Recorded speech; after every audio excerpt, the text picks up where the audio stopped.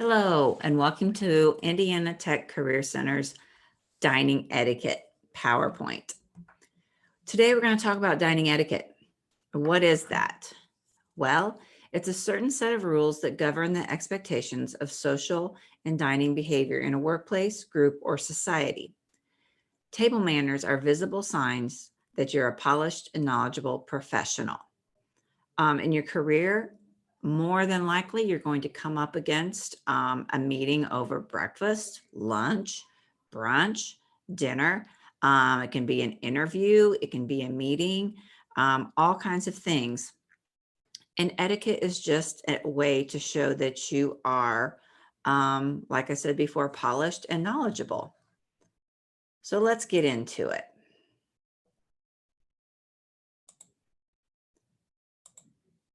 Why interview over a meal? Well, employers need to trust that you can represent them in a social setting with customers, clients, colleagues, and competitors. They will be watching your dining manners. Good question. Why are they doing this? Well, I know from personal experience that when you interview someone over a meal, you can catch many, many, many things and many clues on how they will act when they are representing your company. For you, though, you need to remember that the focus is the interview, not the food.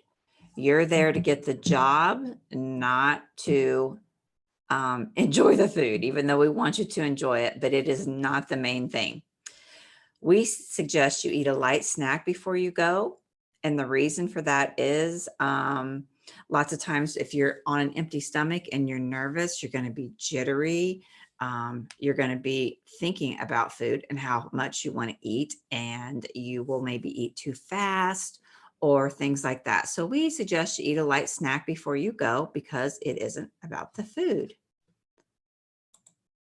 So for today, we are going to pretend that we've been invited to an interview at a local restaurant for lunch. You know the names of the people you'll be meeting from the email invite. You know the specifics like the date, time, and place, and you've applied for the position and have had a phone screen. So you're a little bit familiar. What do you need to do before the interview or lunch? Well, we need to make sure you know where you're going. We've all had MapQuest take us to the wrong places. So we don't want to trust your phone entirely. And we want to make sure we're going to arrive on time. What I suggest, what the Career Center suggests is that you check it out before. So if you're going to meet downtown at Ruth Chris at 1 o'clock here in Fort Wayne, if you can possibly do that on a Monday, before your interview, that'd be great. Because one thing, you can check for traffic. You can figure out where you're supposed to park in the parking garage. Where is the closest parking garage? How much money are you going to need for that? All those things that you don't want to worry about and don't want to panic about on the day of your interview. We also suggest you're going to check out the menu online, especially if you have dietary restrictions. Why? Well, that's so you can know, hey, I can only eat chicken or certain things. So you can know what to expect. Now, when you get there, you're still going to look at your menu and browse over it and everything, but you need to have in your mind what you're going to order because they're going to ask you questions. And you're trying to order and make sure you get the right things. And can you eat that? Or are you allergic to this? So you want to make sure that the employer has your full attention. So in the back of your mind, you know what you're going to order. And we also suggest that you connect with those on LinkedIn. So from the email or from your phone interview, you want to go onto LinkedIn and ask to connect with them. Good reason about that is you can kind of see what their interests are because there's going to be some time for some small talk. And we all know these days we want to stay away from politics and religion, right? So, but we could still talk about non kind of touchy issues that's going on in the world today. And that could be maybe some of your small talk. You also want to have a little bit of a knowledge about things going on in the world. Employers will use that as a test also to see if you kind of do know what's going on because everyone wants a well-rounded person to hire. So of course, I already mentioned what the two things you not talk about, religion and politics. And we all know those can be very dicey, especially these days. All right, so moving on. All right, so you've done all your prep work.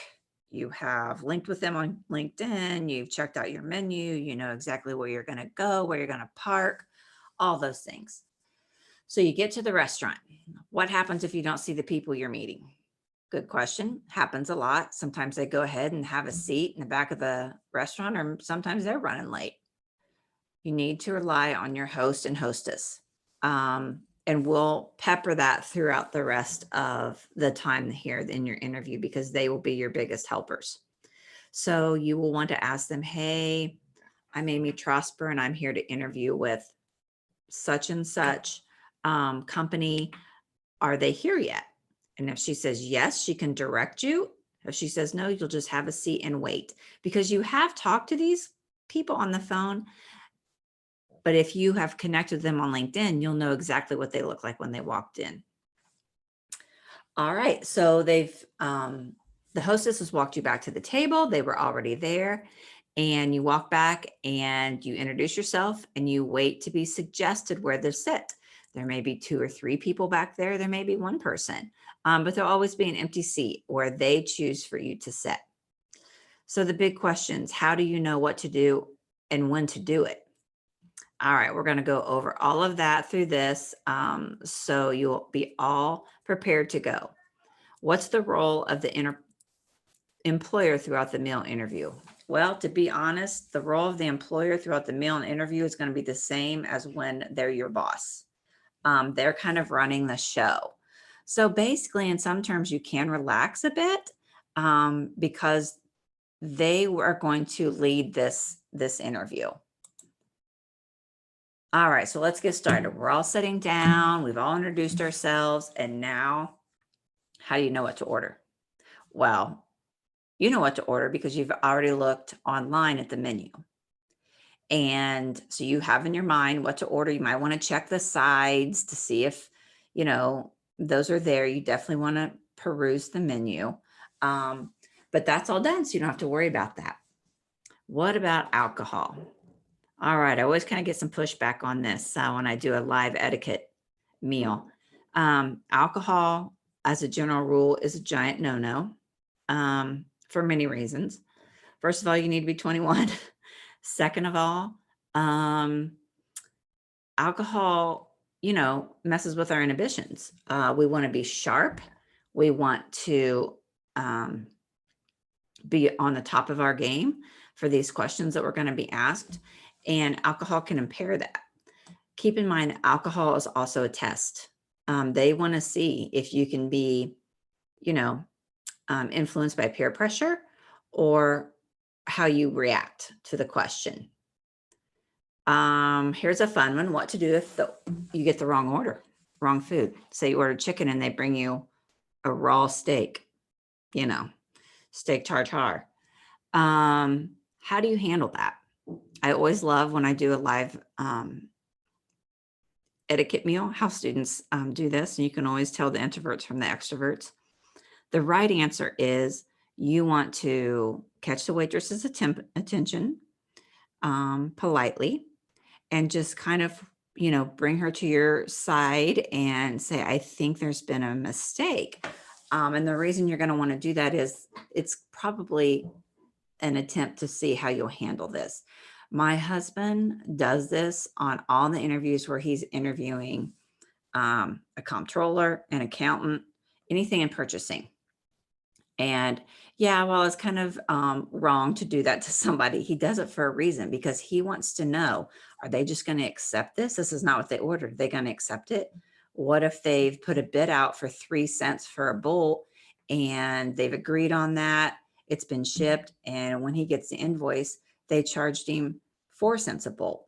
Well, that may not seem like a huge thing. If he ordered 1 million bolts, that really adds up. And is he going to make that right? Or is he just going to say, oh, well?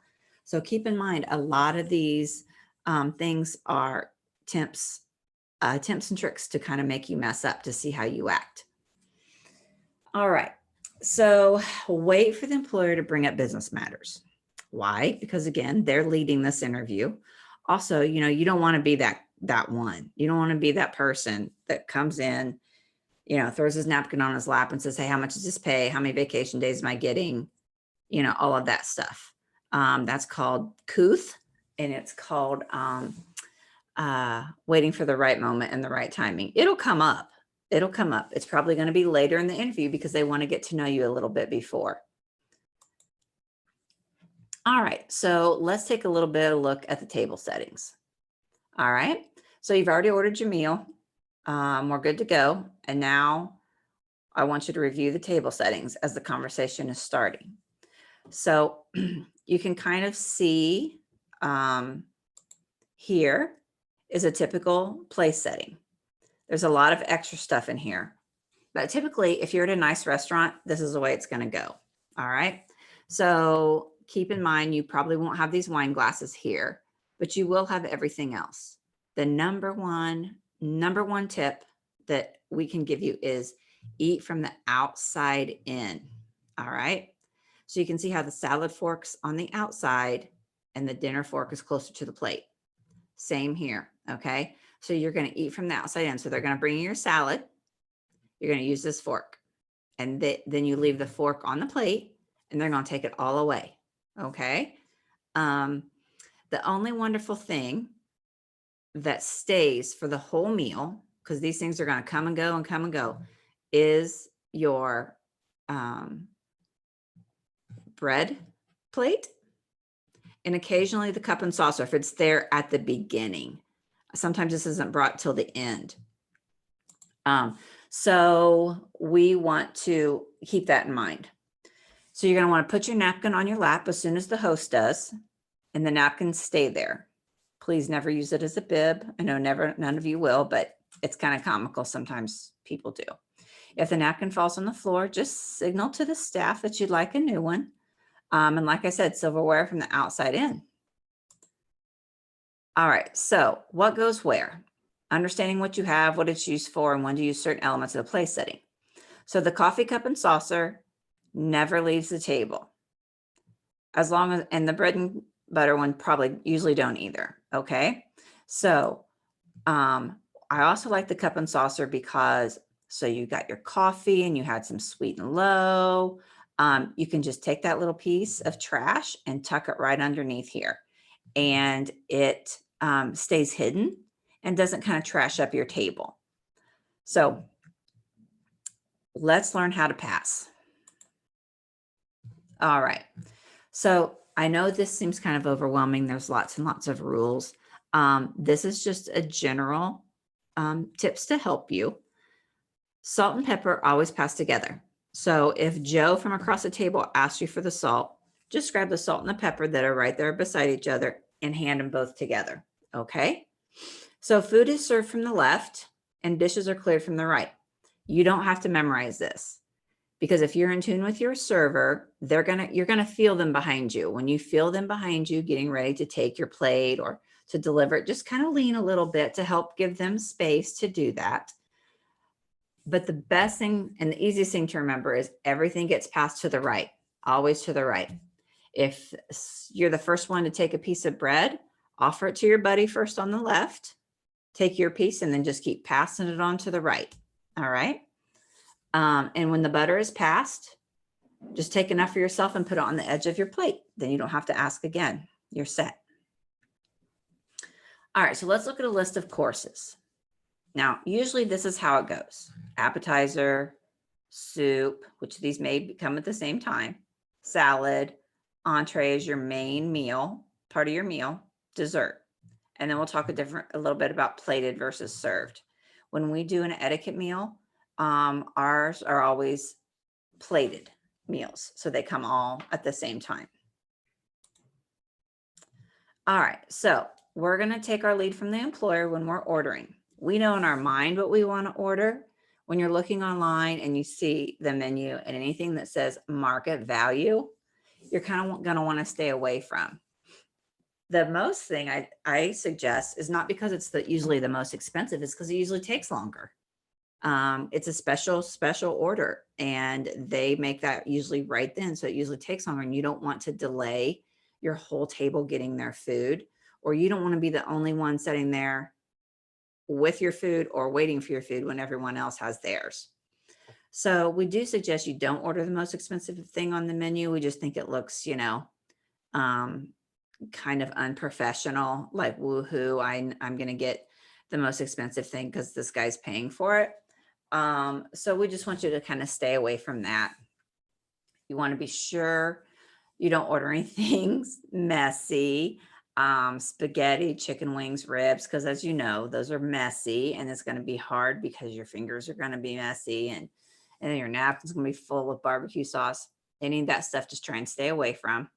Again, we're back on the alcohol. We mentioned this a couple times throughout the PowerPoint to help remind you. There's one little caveat though. If the host orders a bottle of wine and insists, he pours everyone a little glass. Just take a couple sips. All right. If you don't want to, and you totally do not want to drink any alcohol, just say no, thank you. And that's completely acceptable. I do want to throw one thing in there that we've had some students here. We have a lot of breweries here in Fort Wayne, and they've done some internships. Of course, you always have to be 21 to do that. But these internships, part of the interviewing has been them tasting a flight of beer. Well, if that's going to be part of your job and part of your internship, then yes, you're going to have to do that. So just letting you know, there always are exceptions, but as a firm rule, say no to alcohol if possible. All right, so let's go over some eating tips. And all of these are just to ensure that you look like a confident, polished professional. So most of us, when we eat our rolls, we just tear them in half.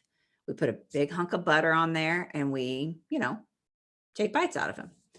Well, usually just the employer, think of them as like a dentist. And when they have a question for you, they're going to ask you when your mouth is full. So we suggest you just tear off little bite-sized pieces and you can butter them because the butter's on your plate. Remember when they passed the butter and you took a slab and you put it on your plate, one at a time to cut down on that. Cut your salad if the leaves are too large. If food spills off your plate, you may want to pick it up with a piece of silverware and place it on the edge of your plate. Just say, for example, peas or a big crouton or something like that. Just so your place doesn't look messy. You can also scoot it underneath your little cup and saucer. Okay, so let's talk about utensils. First rule is do not eat like a caveman, which is when you just kind of wrap your hands around the spoon or the fork and just shovel it in. We want to be careful about how we hold a fork and knife. We are showing you two different ways. We can do continental, which continental is like this. This is how most people in other countries besides the United States of America eat. But this is when they have the fork in their left hand and they cut a bite and they bring the fork right up to their mouth and they keep the fork and knife in their hands the whole time. Most cases in around here regionally, we eat differently. We eat with the hand that we write with, our dominant hand. So the fork will be in our right hand or left hand, however you're dominant. And we lay the knife down between cutting. Either way is completely fine. Just be neat while you're doing it. So either way is acceptable. Again, here's the picture of continental. And if you ever come to our live etiquettes, I always make the kids cut their chicken and try and eat that way. All right, so let's look at a couple tips here. So everybody's gotten their food, right? And you can smell it and it smells good, but you're going to need to wait for the employer to pick up his or her fork to eat first. Like I said, they're kind of running this show. So you wait for them. They might be in the middle of a big story. And so you wait for them to start. We also want to wait until everyone at the table has been served before beginning to eat. This kind of goes back to ordering the most expensive thing or the market fresh or market value items. like if you're going to order just regularly off the menu, almost all those things will come at the same time. So just kind of be wary of that. Never reach across the table for something. Always ask for it to be passed, which also encourages, good conversation. An important thing, keep pace with your dining partners. Don't finish too far ahead or too far behind. Just because, you don't still want to be eating when everyone's done, and you don't want to be done, 15 minutes before everyone else is. It just makes it kind of awkward. So remember, it's not about the food. You just want to keep pace. Take small bites. Again, think of the interviewer as your dentist, because you'll be answering lots of questions, especially if there's more than one there. If it's a group interview, you could have 3 or 4 people asking questions of you. So small little bites is best. Again, we'll go back to eat from the outside in. That is just the easiest guide we can give you when there's a bunch of silverware there and you're thinking, oh my gosh, I don't know what to do with this. 1 utensil for each course, but keep your knife if you used it for the salad. Okay, so keep your knife, just put it on your bread and butter table or bread and butter plate, or you can also put it on your cup and saucer if you need it. The unused silverware, if you didn't eat soup or anything, you just leave that right there on the table. They'll get it. Never put dirty silverware directly on the table. Use your plate or your bread and butter plate. So when you're done, just make sure all of your silverware goes back onto your plate. I can't express enough how you want to, kill the wait staff with kindness. This is another kind of trick or an attempt to see how you will react, because the employer will be watching to see how you treat others. Here's a couple more tips. Don't talk with food in your mouth. Please chew with your mouth closed. Nobody wants to see what's going on in there. Don't blow on your soup to cool it, because that'll be the day that it splashes up on your tie or on your jacket. So you don't want to do that. Don't leave a spoon in the bowl. Put it on the saucer or platter. All right. Because you will probably use that again. Never rest your elbows on the table, but forearms are okay. In fact, kind of leaning on your forearms up after you've eaten kind of shows interest. And taste your food before seasoning it.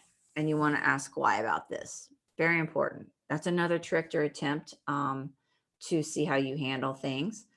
You just want to try everything before you think if you need to add something else to it. All right. And that can go with work too. Give something a try before you decide you want to spend extra money on things. If you want to add more people, all these things are little hidden tricks and tips for the employer to see how you'll handle things as their employee. For hard to scoop items, use your knife or a piece of your roll bread to push items onto your fork. If you don't like something, just don't eat it. Just don't make a big deal about it. Just kind of push it off the side of your plate. If you don't like coffee or you don't want any more refills, and you're into the business part of your interview, right? So you're all talking a lot, and the waitress or waiter always comes around 100 times to see if you want coffee or you want a refill. You can say no, thank you. But if you're talking or someone else is talking, you don't want them interrupted, just place your hand over the cup. And a good trained wait staff will know that that's just a silent tip on saying no, thank you. All right, so you're all finished. You're finished with the food. You're finished with the interview.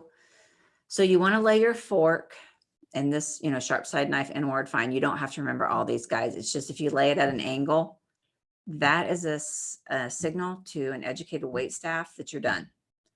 So they can come and get your plate without asking you. Again, another silent signal. Leave the plate where it is. Don't push it away. Don't push it into the middle, anything like that. Your used napkin goes to the left of your plate, not on top of the plate, because that just gets messy and gross. And let's talk about another controversial thing. Don't ask for a doggy bag or to-go bag. All right. We say not to, and I'm going to explain to you why we say that. So you're walking into this interview. It might have been raining, so you have an umbrella. It might be winter, so you have a heavy coat. You probably have a briefcase a purse, a bag, something. They may have wanted you to bring examples of your work possibly. Um, and so you have all the stuff in your hands. And of course, hopefully, you're able to shake their hands. I don't know how things are going here with Corona right now. But now on top of that, you either have a greasy bag or you have one of those hard to handle, topsy-turvy styrofoam things. And we just don't think that leaves a really good impression with the employer. It kind of looks like you're just still a student trying to, bring your food home, which is completely acceptable at that time in your life. Now we have other students that, are really upset about the waste. And again, you can always do whatever you want, whatever you feel is right. Please go ahead and do it. But we just think as a professional that it looks better if you don't. Don't ask for a toothpick. Don't offer to pay. The host always pays. That's just part of it. He or she's not paying, the company's paying. So let's talk about another controversial thing. All right. Turn off your phone before any meal or interview. Better yet, we suggest you don't take your phone into the interview or lunch. Now we know this causes widespread panic. But we say that because even if you have your notifications turned off, you're still either going to feel that vibrate or you're going to want to look at your phone. You're going to want to look at it because you're so used to looking at it. And if you're in there for an hour and a half, you're going to want to look at your phone, whether it's in your purse or it's under your leg on the chair. And, you need to have your 100% attention focused on this employer. And I have, students ask me, well, what if something happens, we need to be notified or whatever. The way we look at it is every person that's important to you in your life should know that you're going to this interview because it's the interview for the career and the job that you want. So everyone should know from 1 to 2:30, you're going to be busy. All right.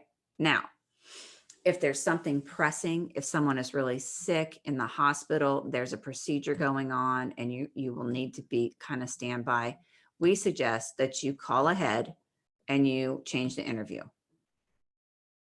People will be very open to that if you're completely honest. So we just want to make sure that you are prepared that day and you're not distracted. So we say men should never wear a hat at the table. That's an old standing rule.